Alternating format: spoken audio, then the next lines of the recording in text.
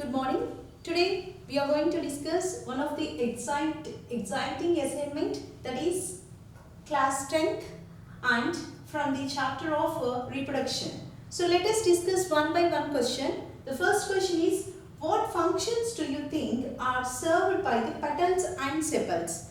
Here, what are petals and sepals? What are petals and sepals? Here, if you see that flower, the flower which is resembling that, the outermost whorl which is in green color, those are called as sepals. Sepals are very useful for protection purpose. Okay. So, here the petals and the sepals, let us discuss about first sepals. Sepals which are very useful for protection. Okay. So, protection. Sepals in scientific terminology we can call it as a calyx. Okay. So, these are very useful for protection at the stage of bud stage. These are very helpful for the protecting of the flower. Then comes to that of petals. Okay. Petals. These are the attractive parts of the flower which are very useful for the pollination process, especially for the cross pollination.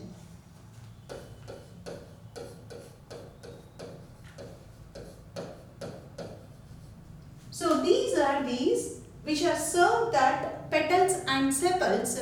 Especially these are very useful, sepals are very useful for the protection purposes, and whereas comes to the of petals are very useful for the pollination. In scientific terminology we can call it as sepals, calyx which are present outermost whorl, then petals we can call it as corolla.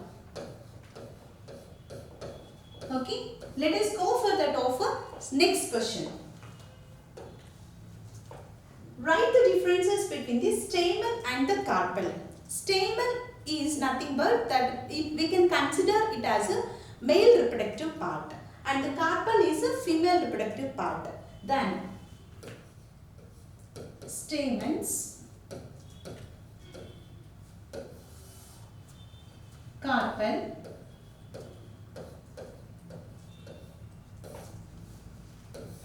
stamens and carpel. Stamens are which are considered as a male reproductive part of the flower. Male reproductive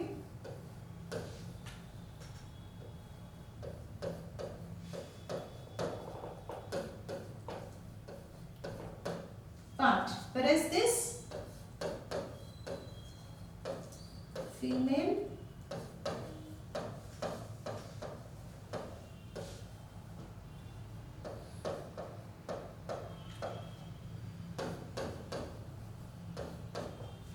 male reproductive part of the flower and the female reproductive part of the flower.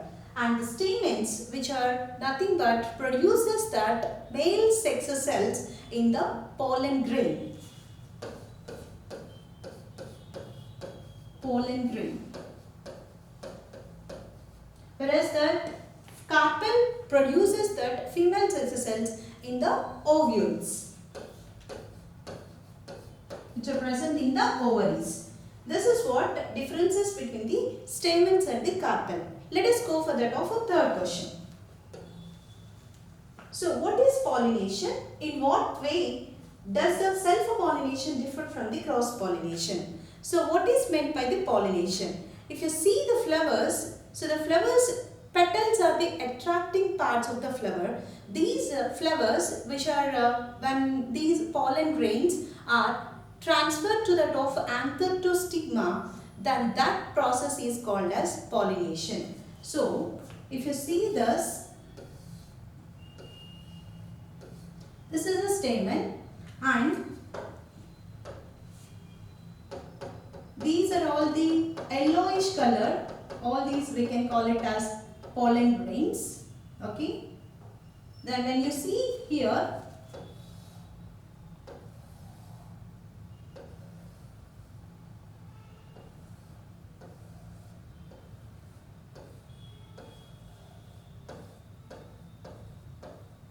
So this is what as a carpel. When we are going for that offer, these pollen grains, transfer of pollen grains from anther to stigma of the carpel, this process is called as pollination. When it comes to that of self-pollination, how it is different from the cross-pollination?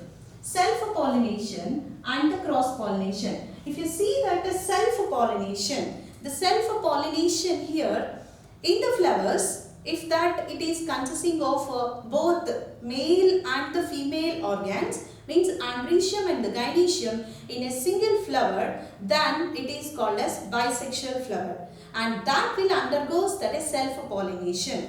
Transfer of pollen grains from anther to stigma of the same flower is called as self-pollination. When it comes to the offer, which is a cross-pollination, is transfer of pollen grains from anther to stigma of the different flower of the same plant is called as here cross-pollination. So when you are going for that offer, examples of self-pollination. So self-pollination,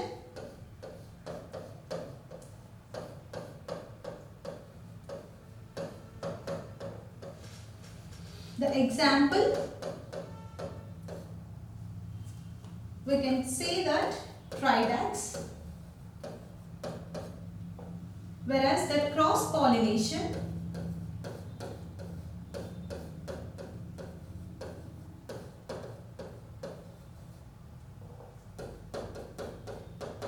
we can take any example of unisexual flowers. Those are all cucumber or its bottle gourd. Okay. So self-pollination is transfer of pollen grains from anther to stigma of the same flower. Transfer of pollen grains from anther to stigma of the different flower of the same plant is called as cross-pollination. For example, self-pollination Tridacts and the cross-pollination cucumber. Let us go further off. Next question. So how many nuclei are present in the pollen grain? There are usually, we can see that in a single cell 2 nuclei will be present. If you see that the cell, the pollen grain, so there are 2 cells will be present.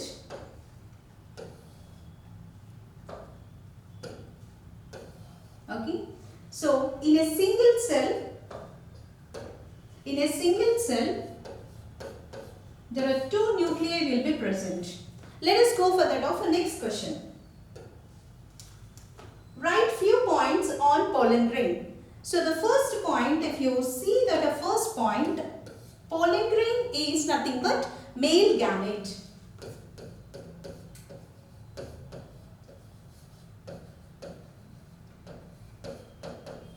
The second point, it is unicellular, haploid and which is microscopic.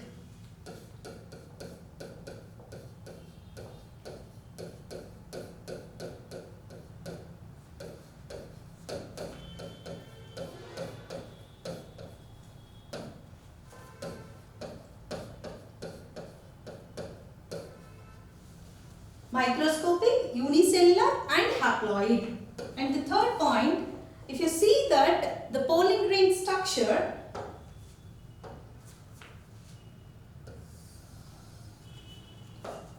so let us show that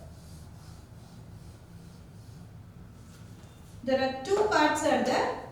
So outer layer is called as exine. The inner layer, which is called as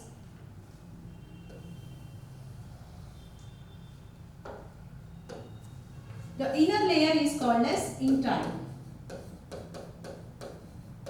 And inside, if you see that inside, there are 2 cells will be present. Okay. So these 2 nuclei, one is vegetative nuclei and the other one is generative nuclei. So these are the some of the points about the pollen grain, male gametes, and these are the male gametes which is produced from the anther, and these are microscopic, unicellular, haploid, and if you see the structure, there are two layers are there. Outer layer is called as exine, inner layer is called as intine, and there are two cells will be there. In a single cell, there are two nucleus will be there, vegetative nuclei and the generative nuclei. Thank you.